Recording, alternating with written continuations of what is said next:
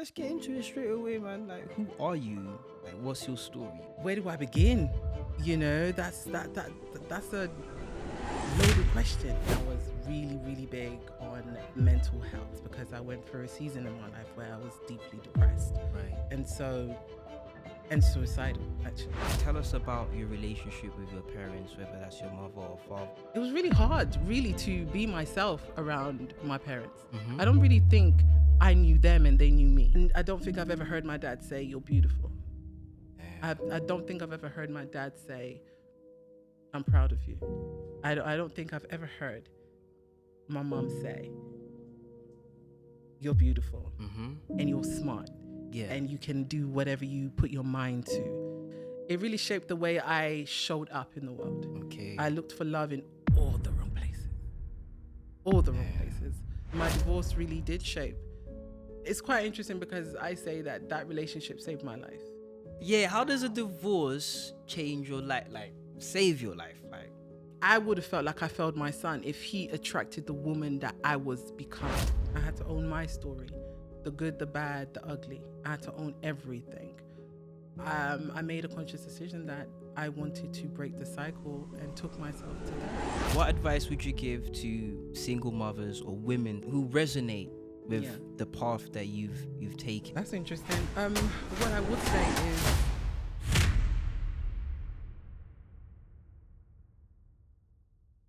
Greetings, ladies and gentlemen. I go by the name of Kongoboi. Yes, today is a very special day because I get to interview someone who inspires me in so many ways. So wherever you're at, get comfortable because we're about to go on a journey. Right. This woman I'm going to introduce to y'all, I can't lie, her passion and her voice goes beyond expectations. She doesn't just limit herself by entrepreneurship. Furthermore, we met on set when she was producing, for a show that's quite popular within the Congolese community. So, without further ado, this woman is a CEO, visionary, creative, and managing director at Infinite Lux, an event planning award winner, mother, business owner, and her name is Gloria Tukeba. what an intro. I mean, come on, man. You gotta give you flowers, man. Give credit where it's due. You hear me? Now they're gonna know that I paid you. Hey, yeah, Gloria, man. Don't kill me. Thank you. Don't kill me. But how are you doing that was today? amazing. Thank you. Man, you deserve it. You deserve it. You work hard. You deserve it. Yeah, I do. Yeah, you deserve it. But how are you feeling today? I'm good. I'm Yeah. good. I'm good. I was nervous. I'm not gonna lie. It's been a while since I've come in front of the camera. I'm usually at the back. Yeah, working behind the scenes. Yeah, I'm usually at the back. So, but I know this is the right time. That much I do know. Absolutely, it's the right time for me to come and just share my journey. It's been such an incredible journey thus far, and I'm excited. Yeah. Word. Nah, I hear that. Yeah. So let's get into it straight away, man. Like, who are you? Where are you coming from? Like, what's your story? What makes you who you are? Who am I? Yeah. I am a woman, a passionate woman. What's my story? Where do I begin? That's a loaded question. I'll say take us back. What year were you born? Oh, where okay, were you right, you know what I'm saying? right. Yeah. Oh, where I'm from as well. You did ask Yeah. that. So you got me saying my age in these streets. I mean, come on, man. You still look Okay, young. so I'm 30. I'm 37. I'm from the Congo. Come on. You know what yeah, Gloria. I'm from the Congo. Yeah. And I live in the UK. I am a project manager. Overall, I have I wear so many different hats. Yeah. But overall, I just like to say I'm a project manager. Okay. Yeah, a lot of people obviously know me as a wedding planner, as a speaker, because before I actually started my business, Right. Infinite Lux Events, which is formerly known as One Touch Events, Right. I did a lot of speaking engagements. And then I was really, really big on mental health. Mm-hmm. So I'd go to universities, go into schools, and I would really engage with the youth and how important mental health is, because I went through a season in my life where I was deeply depressed. Right. And suicidal, actually. So when God brought me out of that dark space, I started a movement back Mm-hmm. then, which led me to my philanthropist lifestyle, Right. where giving back, and I started it was a movement at the time, Mm-hmm. turned it into a charity, called it OGC. Right. And that for me has been the foundation that I set to where I am today and where I'm gonna go in the future. Okay. And if you don't mind, like, can you just give us a rough idea of your childhood? Because again, you have listed a lot of achievements and things throughout Yeah. your journey. Were they things that you always knew within you, or was it just the trajectory of your life kind of made you realize that, whoa, I belong in these spaces? M- No, I didn't think that I was actually gonna be a business owner. Not in a million years. Right. Not in a million years. What I did know that I was gonna be was a performer. So Okay. I wanted to do performing arts. I sing, I dance, and I act. That is actually interesting. 'Cause I didn't know I didn't know about that part. No, a lot of people know that. That is crazy. Yeah. How what happened to the performing part of Gloria? I think different turns in life. One, I wasn't encouraged as Okay. a young person. Like my parents knew I was good at dancing. I think my whole family Okay. That's know sick. about That's my sick. moves. But I think in our community we don't really take performing arts seriously. I know the No. culture has really changed now, but Mm-hmm. then to tell your parents you want to dance Nah. Not as in a a career, Congolese household. as a That's not career, running. That's not running. That is not a career. how do you start that conversation? So it became more of a hobby for me. Mm-hmm. So when I went to where did it all change actually? So from performing arts, I knew that I wasn't going to have that conversation with my parents. Just let it be. When I got to a place where I could make my own decisions, I knew, okay, I'm going to go to America. I Yeah. wanted to go to America, pursue the American dream, Right. do the acting there, do the singing there, do the music there. Yeah. I always thought I was going to end up in America, That's crazy. you know? Yeah. So life, I don't know what happened, but I ended up staying. Mm-hmm. Then I guess, to be honest, God knew that that wasn't where he wanted me to be. Yeah. I still had work to do here. I still Yeah. had things that I needed to accomplish here. And so that's the best way I can say it. God just knew that that wasn't the direction that he wanted for me then. Then. And what I know now in terms of educating myself, like the industry, especially Hollywood, and you know how deep that goes, Right. I wasn't aware of all of that then. Mm-hmm. So I guess he redirected me for my protection, Okay. because God knows I would have been in Hollywood. Cutting shapes, dancing, all that. Yeah, ignorantly Yeah. as well. Yeah. I think that's important, because a lot of people in Hollywood, a lot of them do things that are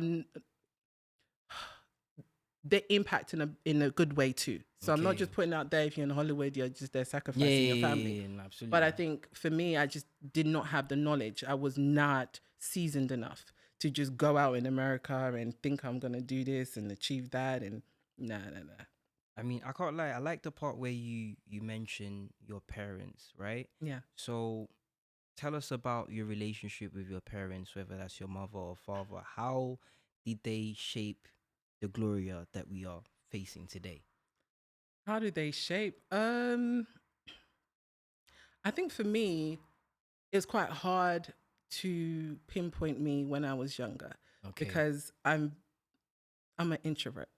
So a lot of the times my parents didn't understand me, because I'm a social bird outside, but in the house I was more of a loner, Mm-hmm. if that makes sense. Yeah, yeah, A absolutely. lot of times I'll be in my room. If you need me, Gloria's in the room. And so, especially my mom, she would always get in her feelings. Like, why are you always in your room? Mm-hmm. One of the things she said to me was, when you grow up, you're not gonna have friends. People are not gonna want to come and see you. Oh, I'm Yeah. quite the opposite, mother.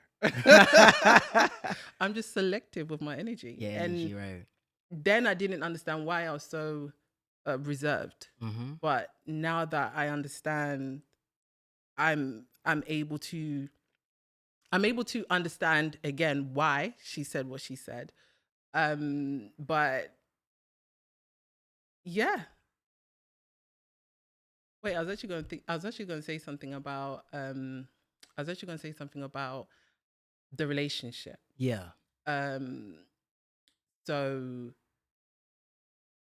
it was really hard, really, to be myself around my parents. Mm-hmm. I don't really think I knew them and they knew me, Right. if that makes Yeah, sense. yeah, yeah, I absolutely. think it's just we all coexisted in the same Yeah, house, yeah, and we knew parts of our lives, but we didn't know our lives yeah. because the person I was outside of the house, developing my social skills and the singing and the acting, I don't I don't remember ever having conversations with my parents about my dreams, Yeah, and I yeah, don't remember them asking me if I had any dreams. yeah. And I think it was incredibly difficult to connect with my parents because my dad, now that I understand it better, Mm-hmm. is more of an avoidant Right, person. right. He Yeah. he's not one to really be open Open about stuff. I'm. about his emotions. But when you're younger, you just feel like you are abandoned emotionally Yeah. by your parents, and there's a wall between you and them. And as much as you want to connect with them, they're not reciprocating No, no, not that reciprocating the same energy energy. back. Yeah. And so I don't think it shaped me today because I recognize the trauma that I carried from that relationship. Mm-hmm. You know, not being able to see my self worth in the way that I should have from Right. having a relationship, a real meaningful relationship with my father. And so Okay. that was really difficult because, and I don't think I've ever heard my dad say, "You're beautiful." Yeah. I don't think I've ever heard my dad say, "I'm proud of you." I don't think I've ever heard my mom say, "You're beautiful Mm-hmm. and you're smart Yeah. and you can do whatever you put your mind to. You can achieve anything that you want to achieve if you show up, you Absolutely. know, for yourself." And so for me, it really shaped me. It really shaped the way I showed up in the world. I Okay. looked for love in all the wrong places, all the wrong Yeah. places. And I guess I was looking for love. Right. Yeah. So, in that pursuit of love and trying to establish a relationship with self, what was the mindset that allowed you to build the character that you are today? Because even just when I'm with you or the first time we met, Mm-hmm. I just sensed a sense of leadership, Mm-hmm. resilience, and those things are qualities that you can't just buy. Mm-hmm. What are the, let's say, experiences or life turning events that kind of helped you build that character? Wow. You're going deep. So when I was younger, Yeah, I got bullied. Um, serious. Consistently, I hated school for many reasons, but that was the biggest highlight for me. I got bullied. There was a particular boy who thought that telling me I was ugly Mm-hmm. every other day Right. was cool. You know, things that they'll just pick in on me about that didn't even make sense. Mm-hmm. It didn't even make sense, but for them, they were getting the satisfaction of just, I guess, torturing me, and that made me resilient. That made me resilient, in a big way because I had to show up every day Mm-hmm. strong. I had to go through school knowing today's going to be the day again. you know? Yeah. And I'm sure I had some good days, Yeah. but it was really hard for me to remember those good days because I had more bad days. Mm-hmm. You know what I mean? Yeah. So that was tough. And then on top of that, I really struggled in school. You know, I really struggled in school. And at that time, I didn't know why I was struggling. All I was told was that I'm stupid Right. and I wasn't going to amount to much. Mm-hmm. And that wasn't necessarily coming from school, that was coming from home. Do you know what I mean? Yeah. And so I spent a lot of my childhood trying to play catch up. Yeah. Sorry, I was trying to play catch up. A lot of the times, the way, I don't know if it's our community, I don't know, I don't know what it is, but I was afraid to go home and ask for help with Yeah. homework, Right. you know, because the way my parents' teaching style was traumatized me even more. Yeah. You know, is you go to school, why don't you know these answers? Yeah. Okay. It's like it's your first time. You went to school, you didn't learn anything? Well, I kind of need you to break this down in a For better me. way for me. Yeah. And it just led me to not go home and ask for help. Mm-hmm. And so what I did was I spent a lot of my time, I was being bullied anyway, so I spent a Right. lot of my time helping teachers when it Right. came to recess. I'm calling it recess. We're not in America. We're in the UK. Yeah, what's it called? Playtime. Was it playtime? Yeah, Yeah, whatever. playtime, yeah. Yeah. So I spent a lot of my time with the teachers, and that gave me an opportunity to ask them the questions. Because during class time, if I put up my hand, I know I'm gonna get Laughed at and whooped bullied, in the yeah. playground Okay. for being slow or not understanding. Uh-huh.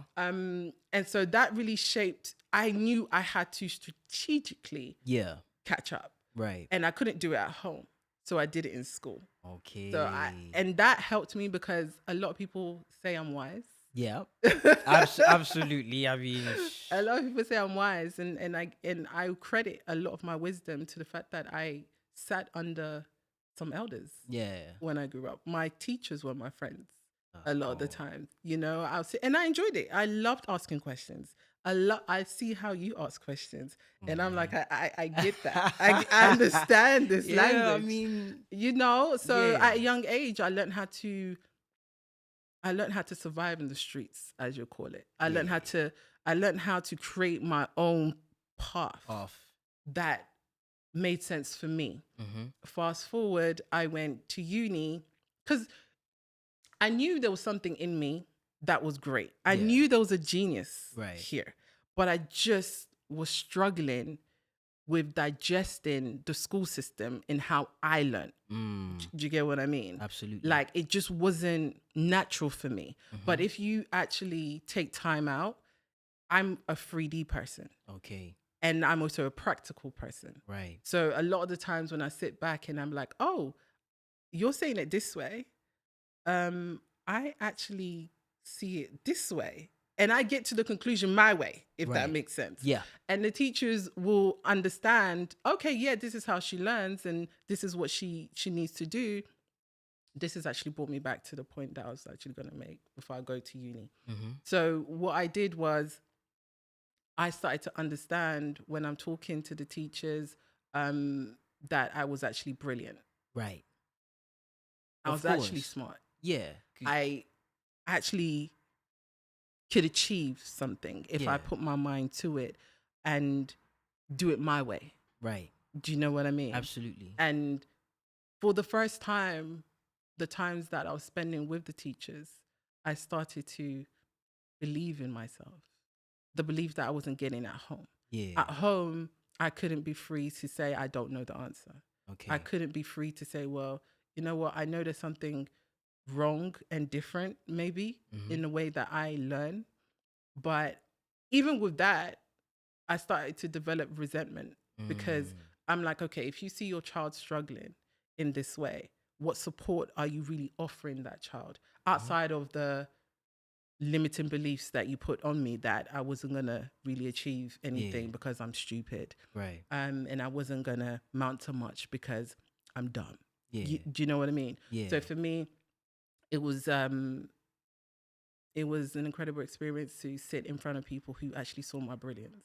That's amazing. I mean, the fact that you was able to just like be aware of your situation at that time and strategically position yourself in a way where you know, being under the guidance of your own teachers Mhm. is also helping you find clarity Mhm. and your own strengths at the same time Mhm. is, yeah, you gotta give yourself some credit for that. So No, I thank God. come on, yeah, yeah, come on, full praise I to the think Most High. I thank God. I truly do. But one of the things I wanted to say was when I went to uni, Right, I finally got the opportunity to do a test for dyslexia.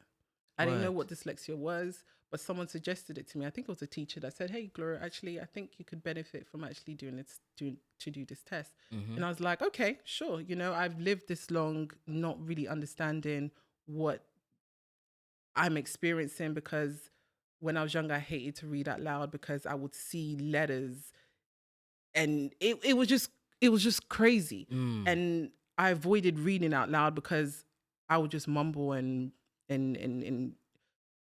freeze at times, Uh like, huh. and then again, you're stupid. You Yeah. don't know how to read. And that knocked my confidence. And so I knew that there was something going on. However, I did the test, and then it came back. Yes, I was dyslexic, and one of the things I said when the teach the teacher, I'm calling it professor because we're at uni at this point, and he came back and said, "Yeah, you know, Gloria, you are dyslexic." And then I turned around and I said to him, "Oh, so I'm a genius." Name a genius that ain't crazy. Yeah. So I said, "Oh, so I'm a genius," Yeah. because I knew that you know, you watch TV, you hear about different people who have done amazing work and they've been dyslexic. Right. And so I was like, "Oh, so I'm part of the genius crew. There's something here." And Yeah. he laughed and he was like, "Typical you. I can make any situation into good." It's Good. just even at that age, I was like, I just reframed it. Right. And so then it gave me language now when I'm Mm. communicating about what this was. And I decided to practice more reading out loud. Okay. I one of the interviews that I did, and I gave a story about the first time I read out loud, and you know, it was a Bible study, and it was so empowering because I did it, and Mm. people around me, I could see other people reading, and they were stumbling, and they were making mistakes, and they were human, Mm-hmm. you know. And so Absolutely. this mindset that I had because of the way my parents spoke about me was I had to be perfect. Yeah. I had to be perfect. Yeah. There was no room for you To make to make mistakes mistakes. if you don't have the answers. You know, it was just brutal. It was Yeah. really, really brutal. And I don't think, to be quite honest with you, they understood the impact that it had on me. I Mm-hmm. think they were doing what they've been taught to do, Yeah. what worked for them. It's almost kind of like a cycle, isn't it? Yes, they were just doing what was taught to them and how they were taught, and so automatically they thought that's what I needed. And Right. because I didn't have a name for what I was experiencing in my mind, stupid was just what. Yeah, that was the easiest way for them to label Exactly. your struggle Yeah, yeah, academically. yeah, yeah. And so that's where I developed my type A. Yeah, that's I'm yeah. into the details and I overthink, and that's something that I'm consciously working on. You know, it doesn't have to be perfect all the Yeah. time. It doesn't, you know. That's what makes you you. That's what makes you unique. Hmm. You know what I'm saying? Hmm. Compared to everybody else out Yeah. there. But also I was gonna say, you talk about like your childhood and this, that, and the third. Like Hmm. I know you got a son, right? Like how Yeah. does that feel? Like obviously now that you're on the other side, like I'm sure you've broken the cycle in some kind of way in a sense of how you speak to your son and how you deal with him. How did that did that just automatically connect, or did you just make a conscious decision to be like, hey, I don't want to raise my child the way my parents were. Because if you look in our community, Mm-hmm. there's a lot of people that kind of struggle with that, breaking that cycle. But they just like, how did you become aware of, let's say, your own patterns to when it comes to dealing with Cairo? Therapy. Damn. Therapy. Yes. I've had to do the work. I've had to show up and really do the work. And I think getting to a place where I had to own my story. Right. I had to own my story, the good, the bad, the ugly. I had to own everything. I made a conscious decision that I wanted to break the cycle and took myself to therapy. Right. Started to unpack a lot of the things that I didn't understand. And that really helped me with my awareness Mm-hmm. of all of these things I'm saying, Yeah. And also having compassion for Yeah. those that were on the other side. Right. A lot of people are not aware that they are abusive or Mm-hmm. controlling or just ignorant. Yeah. They just think this is the way it should be. And Right. so they continue the pathology. Right. Right. And so, yes, therapy really helped me understand what I wanted to do differently, Mm-hmm. not just with parenting, but just how I show up as a woman, Okay. and really getting clear about my relationship with my father in Mm-hmm. particular, um, how that really impacted me and how I showed up as a woman and the decisions that I made when it came down to relationships. Yeah. And so I really had to get clear about what I needed to deal with, Yeah. because I just realized I was just a little girl looking for daddy, I hear you. you I know? hear you. Yeah. And in terms of like relationships, where are you at, like with love? Like, because I'm assuming, again, as a business owner, you have to make time for your business, make time for your son, make time for yourself. What is your perspective on love at the moment? My perspective, well, I'm divorced. I'm currently divorced right now. Gee, Um, sorry to hear that. no, you don't have to be sorry. That's the polite thing to say, right? I mean, yo, like we That's don't we the don't polite thing advocate to we don't say. advocate for divorce, y'all. No, we don't. But We hey, don't. We you don't. gotta do what's right for yourself, I guess. I think you got to do what. I think you got to do what you're scared to do for yourself. Mm. And sometimes that's loving people enough to let them figure things out for Right. themselves. Okay. Do you know what I mean? Yeah. And loving you enough to say, I want this for Mm-hmm. myself too. Mm-hmm. Again, it's love and light.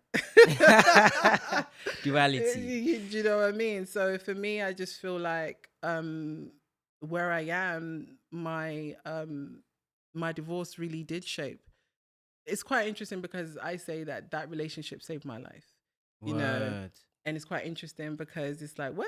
Like, Yeah, like how does so traumatic. yeah, how does a divorce change your life, like save your life? Like It really, one thing I have to own, I had to understand, going on what I was saying before about healing. yeah. I had to really understand and ask myself the hard questions. How did I get here? Yeah. How did I get here? Uh-huh. Forget what he's doing. Forget what everybody else is doing. How did I, Gloria, get here? And when I started to really unpack my decisions, the times I ignored the red flags, in times I denied myself, at times when I felt like I was just people pleasing, and times when I will be enraged, and I didn't really know about emotional intelligence until I got married. Okay. I started researching about why is it that my emotions are up and down, and why am I triggered so much? Why? So all of these things contribute to why I'm saying it saved my life, because I didn't realize I was heading down the wrong road. Wrong path. Do you get what I'm trying to say? Yeah. And sometimes in anger, we behave in ways in which we don't even recognize. 100%. And so when I got married, I started to see traits in me that I didn't know existed. Do you get what I'm saying? 100. And so I guess awareness. And having a relationship with God Mm-hmm. also contributes to why I was able to wake up and understand there's a Yeah. greater path for me than Right. this. You know, sometimes we're on an assignment, right? Mm-hmm. Generational patterns that we're breaking. Sometimes we're not understanding. Marriage helped me really sit down and look at marriages in my bloodline Yeah. and really deep, like, wait, was I always going to end up here? Mm-hmm. Because this is what I'm seeing. Do you Like get what I'm over there. saying? Yeah. So for me, I really had to unpack a lot of demons Yeah. that I was carrying, and I wasn't aware I was carrying all of those demons. Uh-huh. And so, yeah, that's my outlook in life. You know, the therapy. Therapy, Book yourself a therapy. therapist. We'll get that therapy, y'all. Yeah, man. Mental health is really a thing. And I feel like in our community we don't necessarily promote the idea Yeah. behind getting checked, or just reassuring that our health is at a at a positive state, because it also affects the way people get to experience us. Mhm. Right. So now that you've gone through some huge life changing events, you spoke about motherhood, being single and divorce, like, you know were there any moments that you just thought to yourself, like, raw, like, I can't do this anymore? How did you, especially like divorce, because it's like, you spend a lot of time building towards marriage, going out for the first time, this, that, and the third, engagement. Now you get married, and, you have a child together, and then all of a sudden you have to walk away from that. Like, how, like, did you, get that courage? Like, like, talk us through that journey, because to me it's like it's a lot to process. Did I have moments when I wanted to give up? Yeah, like, did you want to just Yeah. s out and Yeah. Plenty of times. suicide? No. Okay. I've done I feel like I put in the work in Right. terms of my mental health at that stage to not even allow those thoughts to um no, not suicide. Okay. But I definitely felt burnt out. Mm-hmm. I felt overwhelmed, and I felt like a failure. I did, did, did you also feel like a sense of guilt or shame? all of it. All Wow. of it. I felt guilt. I felt shame. For me to even be in a position where I filed for divorce, um, it took at least 2 years to get there. Mm-hmm. So I was already checking out. But I'm a Christian. Right. How do I, how do I, how do I get out Get out. of Yeah. a marriage? You know, what's my family gonna say? Yeah. And the one thing that was always at the back of my mind, what's my daddy gonna say? You know, because Yeah. again, that little girl that wants to perform for dad, Mm-hmm. you know, I've always felt like a failure, Right. you know, and that this was not another thing that I was gonna be failing Yeah. at. Failure at. Do you know what I mean? Yeah. So for me, having all of everything that I'm carrying already as a mother at this point, because I was breaking down before my son came along. So all of the things that I'm carrying now, I have a child. Um, I definitely felt like it was a lot. It was a lot. You know, where do Yeah. I begin here? It You does sound know, like it. where do I Like, begin here? But I tell you this now, right? Every single time, what I've taught myself is every single time I get overwhelmed and I cannot mm. process all of the things that's happening left, right, and center in my life, I've taught myself to fast. I fasted for 7 days. Right. No water, no food, with a baby. Straight. Straight. Wait, 7 days. we talking Monday to Sunday. There's no I 6 o'clock. fasted for, no, straight. I had the, you know, in the Bible it talks about Jacob wrestling with God. Wrestling with God. Yeah. That was me. I was wrestling with God because I reached the point where I was saying to God, I know you hate divorce. I know you don't want me to separate, Right. you know, from my husband in this way. But I am bleeding internally. Mm-hmm. Nobody can see. Nobody can see what's happening inside. Only you know, God, what I'm feeling and experiencing and, carrying at this point. And because of my personality, a lot of the times I'm the aggressor. A lot of the times, it must be you, Gloria. It Must be you the definitely problem. must be you the problem. That mouth of yours. Kanga Mutima. So for me, I felt the pressure as well. Aye. The opinions, public opinion. Yeah. This is an open court, and but I knew I was married for 7 years. I knew. 7 years. Yeah, 7 years. Yeah. I was married Kanga Mutima FC. We're not here for that. I repeat. Ask your Congolese friends what Kanga Mutima means, and they will explain it to you. We're not here for that. No, honestly, I felt like I was dying. I felt like I was slowly dying. And I looked at my son and I said, no. I said, absolutely, absolutely not. If I go down this road and I continue to put on this facade that I'm happy and that is good, but inside is the opposite. Not to say we didn't have good days and good months and good years. Let me just put that out there. Right. And not to say that he wasn't a great person. Let me just put that out there.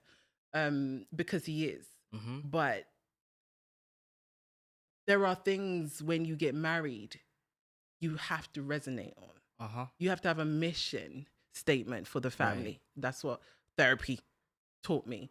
Taught us at the time when we did couples therapy. Just like a vision. Yes. And we did therapy, before people were like, well, did you try everything before you found what it was? Yeah. I did everything. Right. I'm a fighter. I'm very resilient.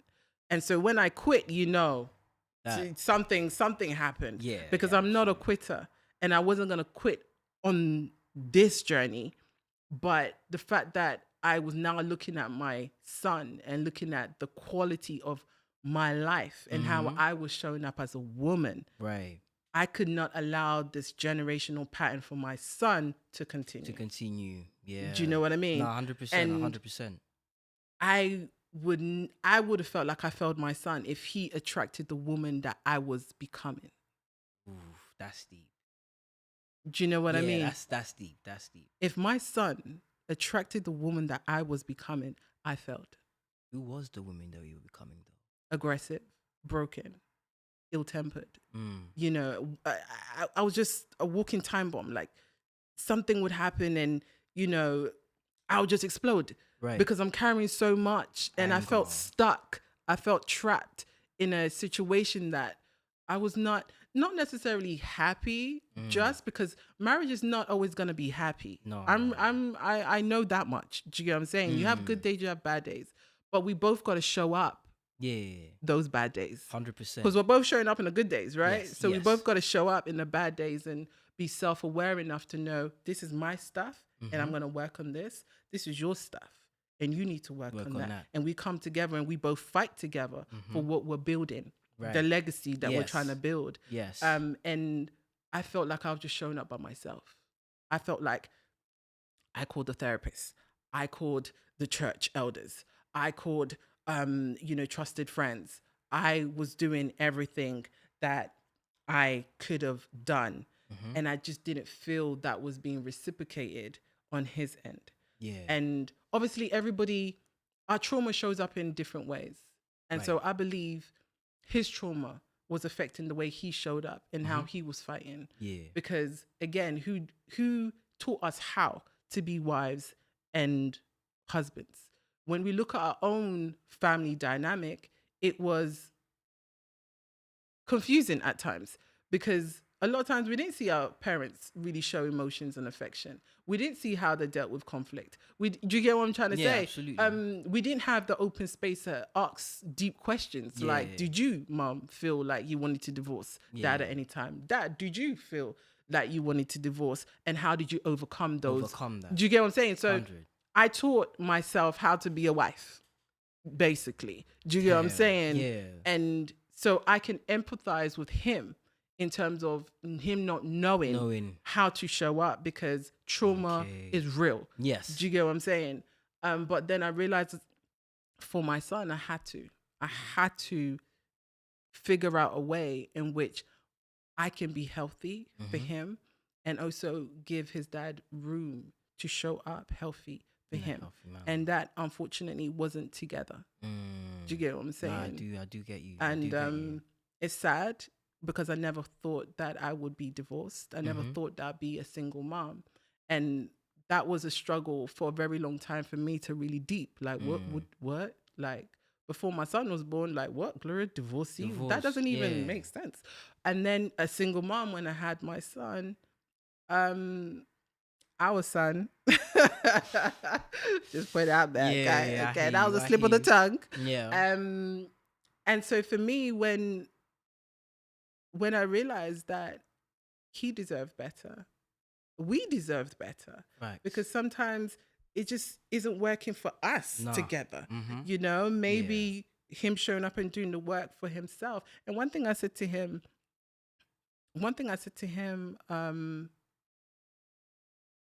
when I filed, when you file for divorce, you have time to actually like change your mind. Okay. So when I filed for divorce, I gave him a window. You know, I knew that I was going to make a final choice. So I thought maybe, you know, finally doing this thing is going to shake him up a little bit. Right. Because one thing I wanted him to do was to do the work independently. We've done the work together, but then I realized, no, I'm a crutch for him. He needs to show up for his stuff. Same way I'm showing up for my stuff. Exactly. I'm owning my toxicity. I need you to own yours. Yours as and well. I said to him, are you going to go therapy? And he, you know, he was honest, and I appreciate that. He said he's not ready for therapy. And I said, well, I cannot be your emotional punching bag. Yeah. I cannot sit back, do the work. You cannot heal in an environment that broke you. Yeah. And I felt like I was healing, but I was relapsing, because I'm trying to show up healed, and I'm trying to, you know, deal with conflict differently. Yeah. I'm aware, okay, these are triggers. That means God wants me to work on something here. Interior, so do you get what I'm saying? Facts. But when I would trigger him, he wouldn't understand I need to do the work. This is triggering me. What is it that God is trying to tell me about me? Do you get what I mean? It was more of you change. You go to therapy. Yeah. You do the work. So you can come and submit to me. this whole program. And it just felt one-sided. And so I said, you know, I respect that. You know, you choose not to do it. And I said, the day when you're ready to do it, you're going to do it. Yeah. And I took the L, which is a lesson. There you go. It was never a loss, but I feel like, again, like for a lot of men, it's that reluctancy often comes from a deeper background than what we may think, like being reluctant towards therapy or opening up per se, because again, we do not know, or no one teaches us, you know what I'm saying, growing up, that you should be mindful of your mental capacity, mindful of your emotional intelligence. So yeah, but still, you still have to make that choice if you want the best, like people to experience the best version of yourself. Yeah, you still have to make that choice. And you know, I'm glad vote that, for you. Yeah, like, you know what I'm saying, You got to self, show up. you got to show up for self. You know, you can only give people what you can give yourself. Yeah. You know. Yeah. Also, speaking about your son, let's say 10 years from now, Yeah. how would that legacy look for your son? Like, how would you want him to describe your legacy? Ooh, this is a good question. How would I want him to describe the legacy? I would say hope. Right. I would love for him to look back and see all the different chapters of my life. How hope kept this woman alive. Yeah. Do you get what I'm saying? Yeah. I was always hopeful. When I was bullied at school, I was hopeful that one day, you know, I will leave this school and start a whole new chapter somewhere else. I was hopeful. The relationships that I was, you know, building with my parents, I was hopeful that those will get better. Yeah. And for me, I want him to understand that life happens. You are going to have days when you want to give up. You are going to have days when you feel you're not good enough, you're not worthy. But to remember, Right. you are here for a purpose. You're here for a purpose. Everything that you go through and experience in life is for a purpose. And so quitting is not an option when you look at life like that, you know. And that's one of the reasons why my charity is so close to home, because again, I was homeless at one stage in my life as well. Damn. And so for me, when I say resilient, yeah, you mean that. I mean that. I lived that. Crazy. I understand what it means to have nothing. Like you starting again. And not just then when I was younger and I was homeless, but now, you know, with a son, starting again. From resilient. Like your story is very interesting, Gloria. I'll say that. That's for sure. Oh, and another thing, all things are possible to those that believe. Tout est possible à celui qui croit. La vie et la mort est au pouvoir de ta langue. Yeah, I can do all things through Christ who strengthens me. That. Yeah. And those who wait upon the Lord shall renew their strength. That's it. Yeah. That's it. Yeah.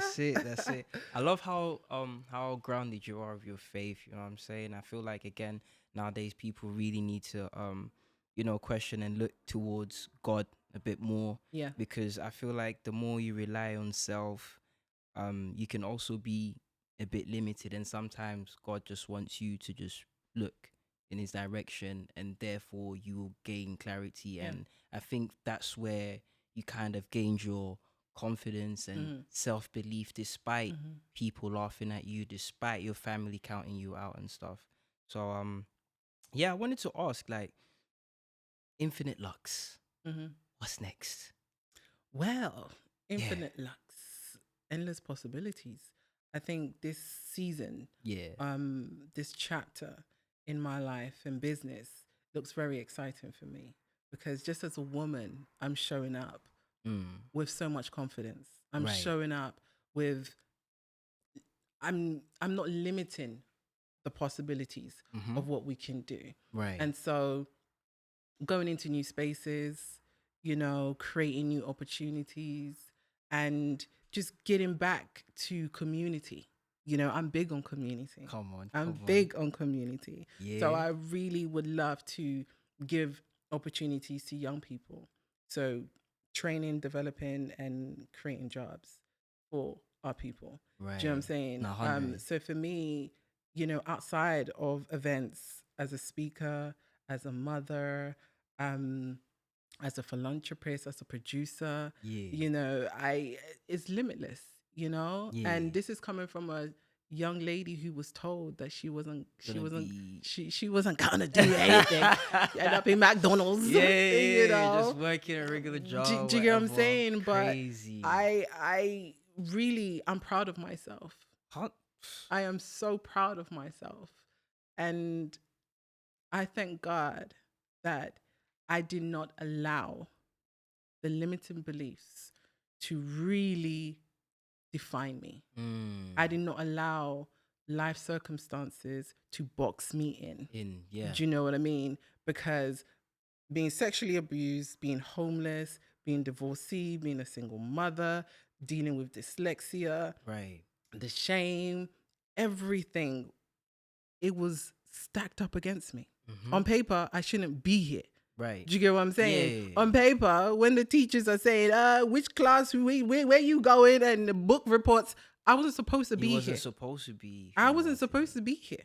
Crazy. I think that alone is something that keeps me showing up for what I do, because I want to inspire the younger generation, or anybody who's in a space where they feel limited and boxed in, rejected, you know, to understand that all things are possible. You know, you find yourself in a tight situation, reframe that situation, empower Mm. yourself. Instead of saying, I can't, say, how can I do this? Mm-hmm. And when you don't have those answers, take time out. The fasting changed my life. That 7-day fast changed my life. And my relationship with God really keeps me grounded and accountable. Right. Yeah, accountability. That's also Accountable. essential. That's also Yeah, essential. there's times when I want to, put my Yeah. hands on some folks, and I'm like, nah, Gloria, that's not demure. Yeah, that's not the That's type of not timing. cutesy. Nah, nah, And you got nah. too much to lose. Yeah, Not I worth it. mean, So a lot of times, I've learned to exercise emotional intelligence. A yeah, lot of people feel like when I don't respond to my quiet, because you're weak or you ain't got the, you know what I'm saying? You ain't got the grit. I play chess, not Right. checkers. Right. Do you Right. understand what Nah, I I get where mean? you're coming from. I get where Your you're coming enemies from. are studying you, but you study them to defend yourself. Facts. Do you get what I'm saying? Absolutely. And so I always say this all the time: my enemies are watching. My enemies are watching. So, So the enemies, watch closely. Yeah? Enemies, watch. But you know what? Watch what's going to happen. Watch where the places God's going to take her. You better be watching the screen. Because in 10 years' time, you're the one who's going to tell others, I used to, but look at what God has done. Come yeah, on. you. Keep Yeah. watching. Without them, there would be no me, though. So Yeah. at the end of the day, that's how you got to see life. You got to Yeah. see the waves that come your way as opportunities to rise higher. You know, Absolutely. you shall rise like an eagle. Come on, Right. come on. And one of the things I was telling you over the phone, like, this is my mantra this season. Yes. Is I'm flying and I'm Yes. not afraid to fall. Yes. Yes. And that's a it. beautiful thing, because I was always afraid. I was always afraid to fly. Fear you is just know. one of those things that really cripples your ability to just, see who you are as a person. Yeah.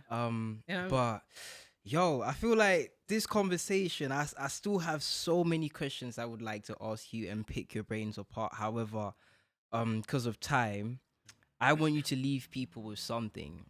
What More? advice? Have you not had enough gems? Huh? Have they not had enough I mean, gems? does anyone get tired of getting like gold out of a gold mine? Fair enough. Exactly. I stand down. You feel me?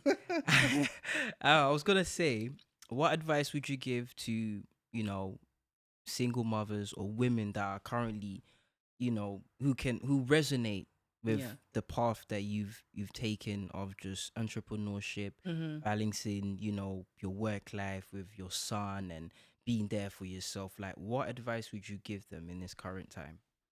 Okay. That's interesting.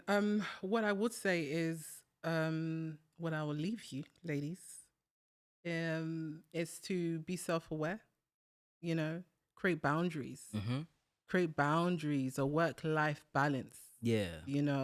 And know who you are outside of being a mom, outside of being an entrepreneur, outside of being whichever hat you wear. Find who you are as a person. Do you know what I mean? Yeah. And really get clear about what it is that you want. What do you want? Find time to surround yourself also with like-minded people. Right. This has helped me. Find your tribe. Yes. Find people who really resonate with you. Do you know what I'm saying? And who speak life into you, who celebrate you, who get excited about seeing you. Yeah. That is amazing for me. Absolutely. And so when you look at it from that perspective, you're always constantly growing and evolving and wanting to see things from a healthy perspective. Oh, did I even say? Thank you. I'm like, what? Yeah, if you look at life from a positive standpoint, you will always find peace and joy and purpose. I always go back to purpose. I'm a purpose-driven woman. I see everything as it's supposed to be. Yeah. It's a lesson. This experience is calling me to rise higher. Don't scoop to their level. Come Do you on. know what I mean? Yeah. So I would say this to women, and constantly grow and learn. Yeah. I'm always learning. I'm always learning. I get excited about learning. Reinvent yourself, ladies. Yeah. You know, Yeah. there's so many versions Any- of us. I was gonna also sorry to interrupt you. I was gonna say, is there any kind of like albums or you know what I mean, songs that kind of got you through the tough times that you can also like suggest to Oh, the ladies out there? you know what, ladies, DM me. Send me a personal message. You know, If you really want to know. yeah, send me a personal Yeah. message because I have so many. I have so many. And I don't want to give away the songs because I have to share the stories behind Okay. those songs. Do you get what I mean? Yeah. Because everybody we all have our way, not even have our way. We're all carrying something that's unique to us. Mm-hmm. Do you get what I'm saying? Absolutely. So at the time when I was carrying what I was carrying, these particular songs was resonating to me through these songs. Right. And so whatever they're going through, they're going to have their songs. Yeah. Do yeah. you get what I'm trying I to get what you're say? saying. I get what you're saying. It's a personal thing. Yeah. You're going to have your song and resonate with that. Do you get what I'm saying? Nah, I feel you. I feel you. So you're basically telling people to rediscover themselves instead of these other self-development gurus that we find today that provide you with frameworks and they just want you to imitate everything that they've done. When in reality, growth is pretty much more of a personal journey. It's just remembering pretty much because I'm like you do bring that word up quite often. Remembrance is such because people want you to forget who you are. Ooh. You always have to remember who you are. That is you cannot tell me today who I am without first of all knowing the woman that I've become. Do you get what I'm trying to say? Yeah, absolutely. And I define that. Do you get what I'm saying? Like a lot of people cannot resonate with the woman I am today because they still remember the Gloria who was afraid, who didn't see her self-worth, who had this invisible muzzle. Yeah. Do you know what I'm saying? Afraid of how people would look at me. For the longest, I was afraid of saying I'm dyslexic because that was attached to, oh, you're silly, you're dumb, do you know what I'm saying? It wasn't attached to anything positive in our community anyway. Do you get what I'm trying to say? And so for me, that's one thing I really want to break the barriers in the Congolese community to really get comfortable with owning who you are in your struggles and inspire other people to recognize the brilliance in you because you first recognized it. Do you get what I'm saying? And show up. Keep showing up. Facts. Keep showing up. Like dyslexia. What is that?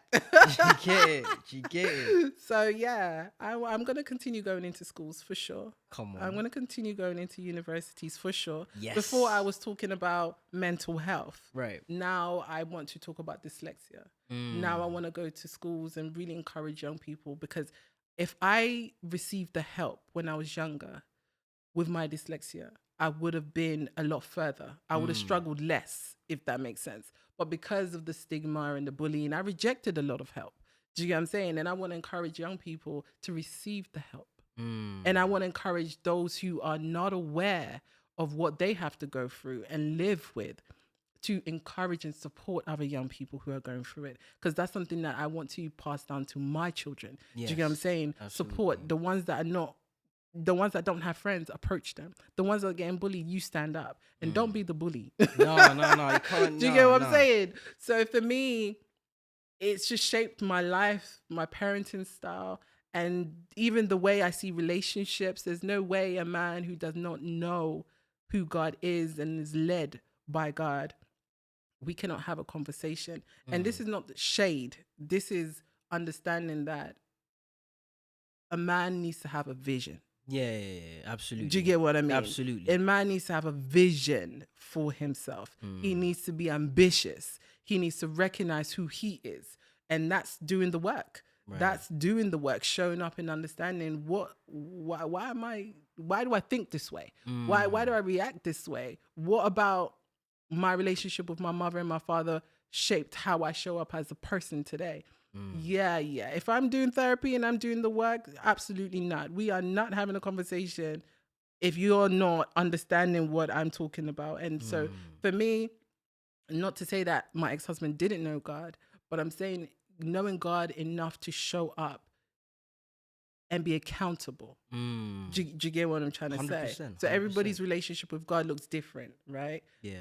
And so for me, I really look at relationships on a deeper level. It's not just let's just get married. As a wedding planner, it's really, really painful to see certain relationships Mm. coming together, and I could really see this may not work out. Yeah. Do you get what I'm saying? Yeah. But yeah, Facts. that's what I'll leave my ladies with. You know, Yeah. just knowing yourself That and knowing God. I can't lie. This whole conversation has been very inspirational and like eye opening in a sense because there's just so many sides of you Yeah. yet to be discovered and portrayed Yeah. out there to the world. So, yeah, I just want to say also thank you for this whole No, thank opportunity. you. Thank you. That intro. I have to play that intro when I'm feeling low.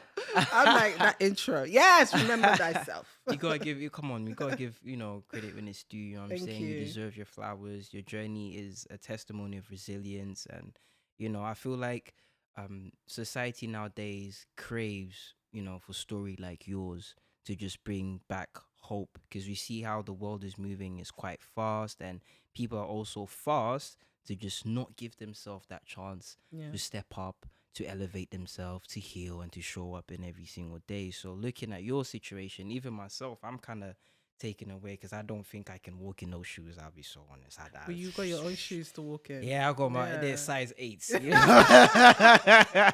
Do you get me? Yeah. Yeah. So No.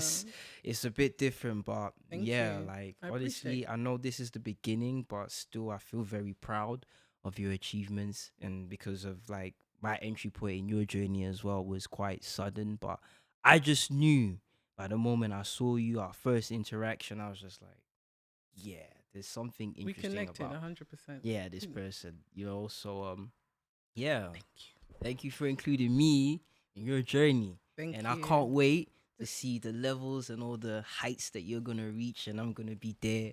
You know what I'm saying? Shout out to Cairo. Your uncle's here. You get me? Yeah?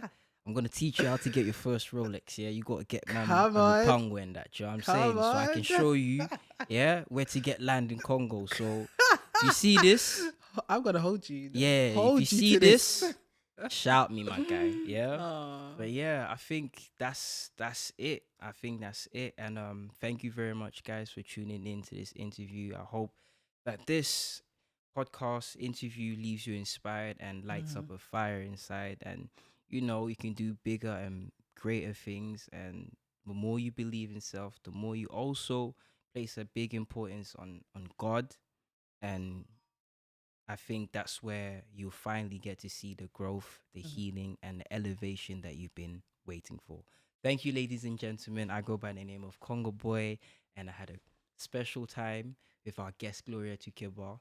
And yeah, that's it, guys. Hope you enjoyed this whole video. One love.